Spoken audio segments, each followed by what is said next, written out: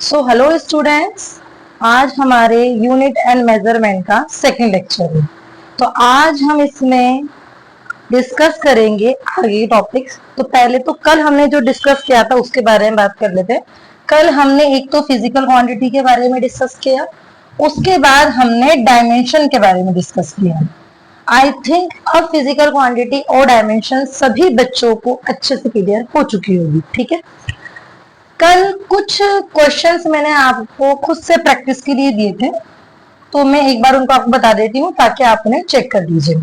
उसमें से फर्स्ट आपको दिया था एंगुलर मोमेंटम, जिसका फॉर्मूला है mvr sin थीटा। थीटा यानी कि एंगल, और एंगल्स आर डायमेंशनलेस। एंगल्स की कोई डायमेंशन नहीं होती है, यानी m0 l0 t0 इन्हें कंसिडर किया जाता है। m मतलब मास m1, v मतलब velocity l1 t minus 1, r मतलब रेडियस l1 यानी कि लेंथ, तो m1 l2 t माइनस 1। यह है हमारा एंगुलर मोमेंटम। लिख देते हैं यहां पर एंगुलर मोमेंटम। ठीक है, नेक्स्ट आपको दिया था प्रेशर। प्रेशर का फॉर्मूला होता है फोर्स पर यूनिट लेंथ। फोर्स की dimension m1 l1 t minus 2, area मतलब l2, तो m1 l minus 1 t minus 2। Check कर लेना एक बार आप लोग। स्ट्रेन का फॉर्मूला होता है difference to length and actual length is equal to L1 upon L1, cancel out M0 L0 T0, यानी कि स्ट्रेन की कोई डायमेंशन नहीं होती। इसके अलावा आपको दिया था सरफेस टेंशन। सरफेस टेंशन का फॉर्मूला होता है, ऐसे डिनोशन होता है इसका, फोर्स पर यूनिट लेंथ। फोर्स मतलब m1 l1 t minus 2, l1 m1 l1 से l1 कैंसिल आउट हो गया, तो t माइनस 2। ये है हमारे कल के आंसर्स। तो एक बार आप चेक कर लीजिए, फिर हम आगे चलते हैं अपनी वीडियो में। ठीक है,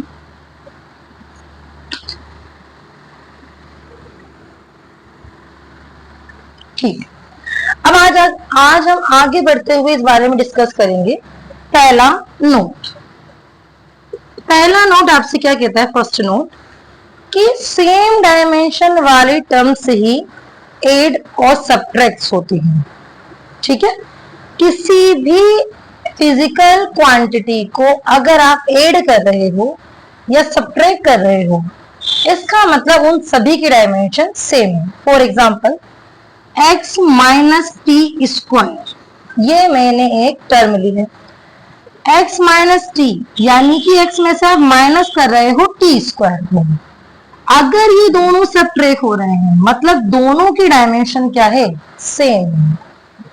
टी स्क्वायर की डायमेंशन होगी t2, तो x की डायमेंशन भी क्या होगी, t2। ठीक है, तो इस तरीके से इस बेसिक को लेकर आज हम कुछ क्वेश्चंस करेंगे।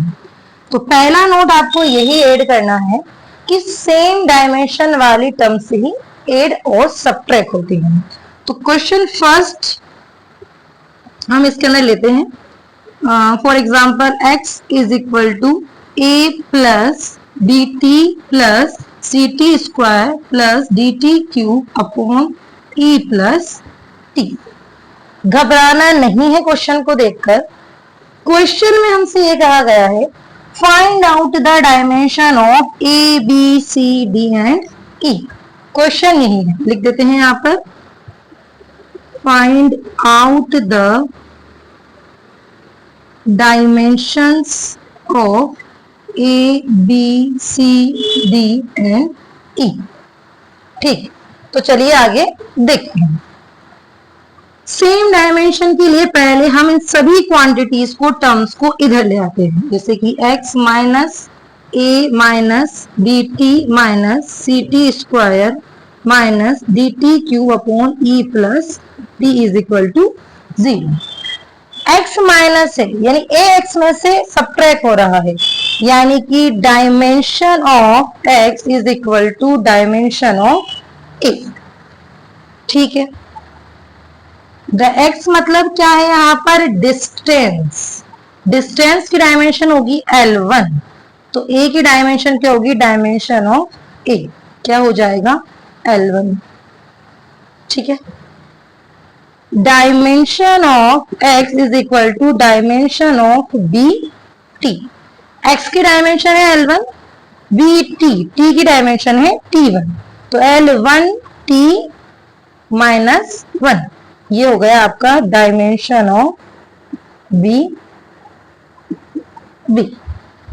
ठीक है, next dimension of x is equal to dimension of C T square, L1 C T square यानी कि C T 2, L1 t minus 2 is equal to dimension of c।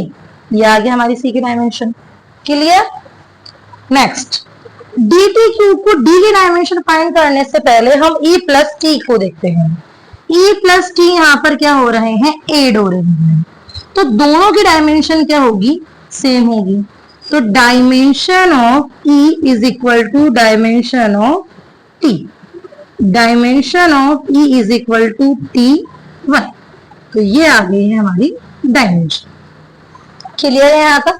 Next dimension of x is equal to dimension of D T cube upon E plus T, तो dimension of x होती है हमारी L1 और dimension of D T cube को अपन रखते हैं D T cube upon, अब e की डायमेंशन भी क्या है T1, t की डायमेंशन भी क्या होगी T1, तो T1 प्लस T1 क्या T2 लिखा जाए या 2T1 लिखा जाए, तो ये हमारे फिजिक्स में रूल नहीं लगेंगे।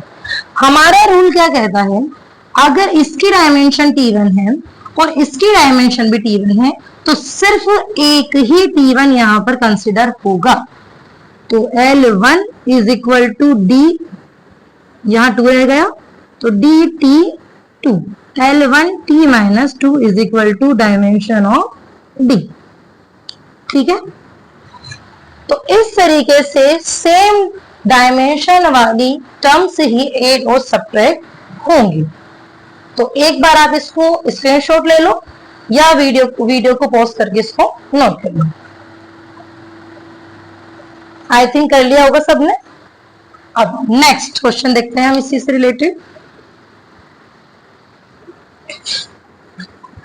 वीडियो को पॉज करके पहले एक बार आप खुद ट्राई कीजिए। Question P is equal to a minus T square upon B X. ठीक है, यहां पर P है प्रेशर, T है यहां पर फॉर टाइम, X है यहां पर डिस्टेंस। ठीक है, तो find the dimension of A upon B, A upon B। Video को पॉज करिए और एक बार सॉल्व कीजिए।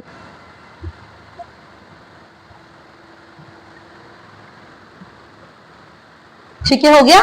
चलिए करते हैं प्रेशर। तो प्रेशर का फॉर्मूला होता है P is equal to F upon A। F dimension M1 L1 T minus 2, area L2, तो डायमेंशन बन गई M1 L minus 1 T minus 2 रख देते हैं। उससे पहले ये दोनों सबट्रैक्ट हो रहे हैं, यानी कि dimension of A is equal to dimension of T square, तो dimension of A is equal to T square की डायमेंशन हो जाएगी T2, तो A की डायमेंशन क्या आ गई T2। ठीक है, इसे बॉक्स में पैक कर देते हैं। अब आता है Bx, तो चलो करते हैं। प्रेशर की dimension M1 L minus 1 T minus 2, A की डायमेंशन T2, टी स्क्वायर की डायमेंशन T2, तो क्या T2 माइनस T2 क्या 0 हो गया क्या? नहीं, क्या लिखा जाएगा? T2। बी x मतलब डिस्टेंस यानी L1, डायमेंशन बनाते हैं, इधर ले आइए आप, M1 d is equal to T2 upon M1 L minus 1 T minus 2 L1। Correct है क्या? हम b को इधर लेकर आ गए और b के अलावा इस पूरी डिजिट को इधर ले गए, सॉरी पूरी डायमेंशन को इधर ले गए, तो b is equal to L minus 1 और L का प्लस 1 था, चला गया, तो T2 upon M1 T minus 2।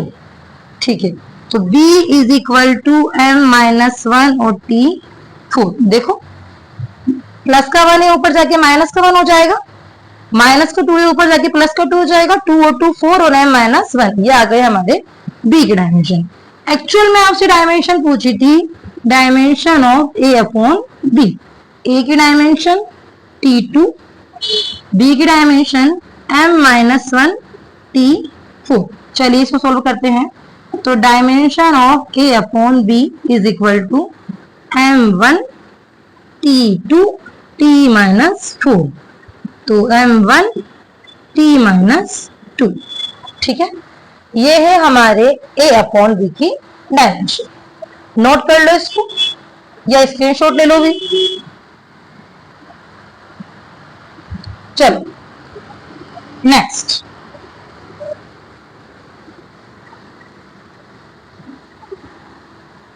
ठीक है, अब नेक्स्ट हम यहाँ पर देखते हैं question next, P is equal to P nought E minus alpha T square. P और P नोट यहाँ पर क्या है, ये कुछ भी आपको नहीं बताया गया है, अल्फा T स्क्वायर। अब नेक्स्ट आपसे क्वेश्चन ये कह रहा है कि find the dimension of alpha. आपको अल्फा की डायमेंशन फाइंड आउट करनी है। वीडियो को पॉज कीजिए और खुद से ट्राई कीजिए।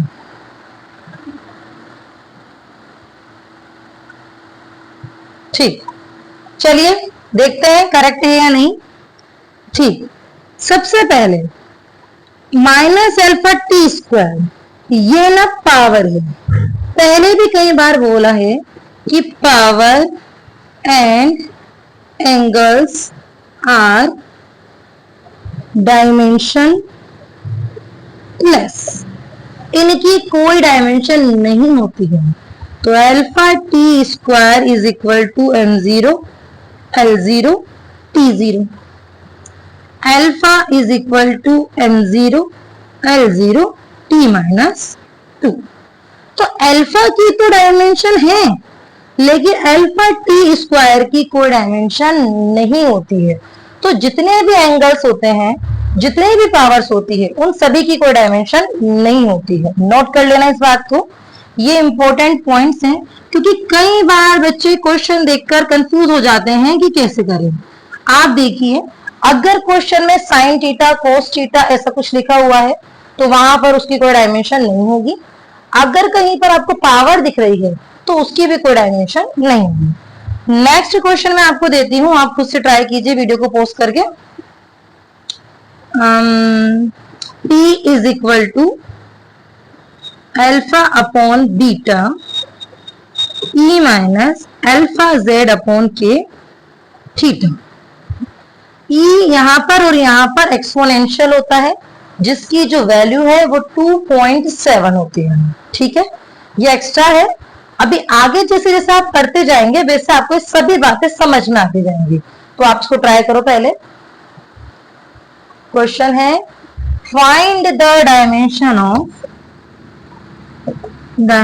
Of beta. बीटा की डायमेंशन आपको फाइंड आउट करनी है, करिए। तो चलिए देखते हैं। P is equal to alpha upon beta. Solve करने से पहले आपको चाहिए अल्फा भी चाहिए। P मतलब प्रेशर है, यहां पर बता देती हूं मैं आपको क्या है। यहां पर P है यहां पर आपके लिए प्रेशर, Z है आपके लिए डिस्टेंस, थीटा है टेम्परेचर, के है बोल्ट्जमान कांस्टेंट। ये आपके लिए एक नई चीज है, इसकी जो यूनिट है वो मैं लिख देती हूँ, किलोग्राम मीटर स्क्वायर पर सेकेंड स्क्वायर केल्विन, ये इसकी यूनिट है। ठीक है, तो P प्रेशर हो गया, एक्सपोनेंशियल हो गया, अल्फा बीटा कुछ नहीं पता क्या है, Z यहाँ पर डिस्टेंस है, K यहाँ पर बोल्ट्जमान कांस्टेंट है, एंड थीटा यहाँ पर टेम्परेचर है। टेम्परेचर की डायमेंशन के लिए आप थीटा को ही काम में लीजिए, ताकि दोनों डायमेंशन यहाँ केल्विन की जगह पर भी थीटा आ जाएगा। ट्राई करिए इसको वीडियो को पॉज करके।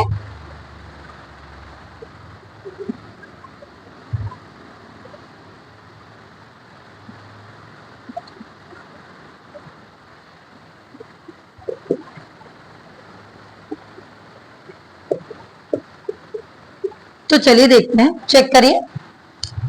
P मतलब प्रेशर, तो सबसे पहले तो पावर को करिए, alpha Z upon K theta M0 L0 T0। क्यों? क्योंकि ये डायमेंशन लेस है। क्यों है? क्योंकि ये पावर है।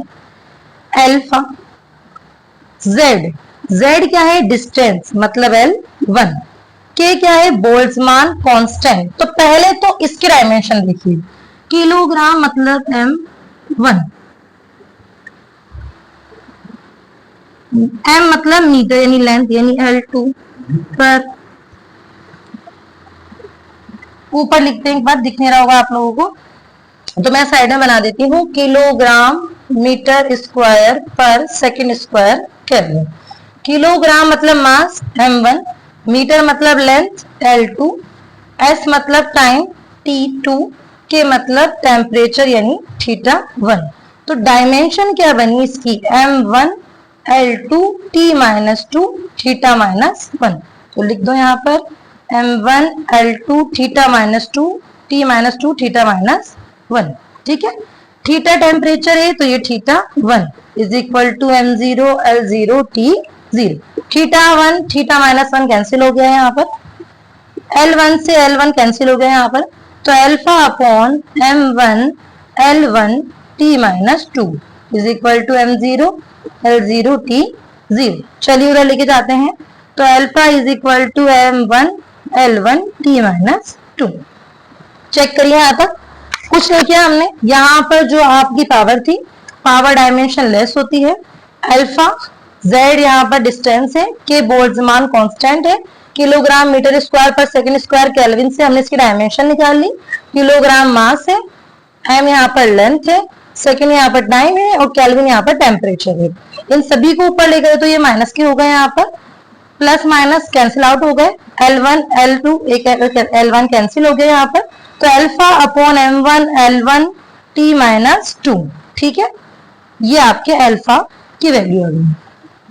चलिए अब P is equal to alpha upon beta, यानी कि dimension of alpha, sorry P is equal to dimension of alpha upon beta.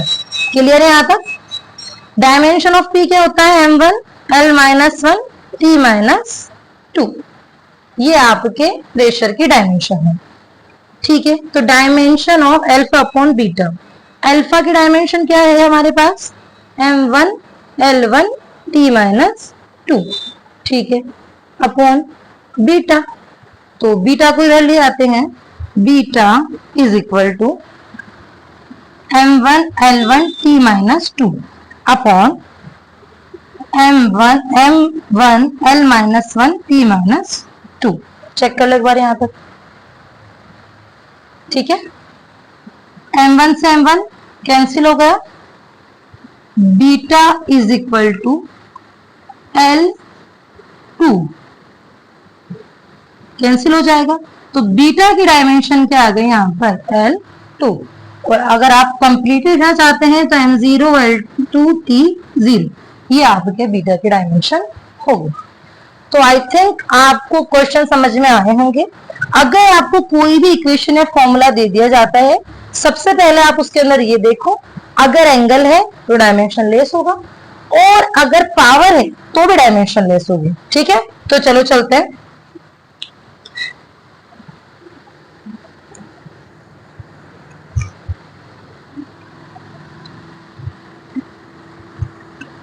ठीक, next question, y is equal to a sine omega t minus K X. ठीक है, यहां पर y है displacement, t है यहां पर time and x for distance. ठीक, चलिए करिए।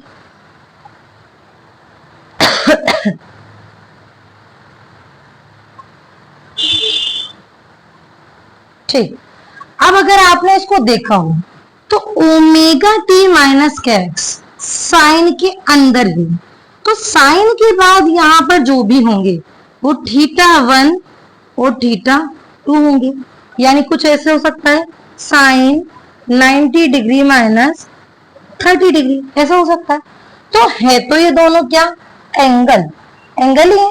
तो dimension of omega T is equal to m0 L0 T0। Clear है यहां तक? तो ओमेगा टी मतलब T1 m0 L0 T0, तो ओमेगा हो गया m0 L0 T माइनस 1।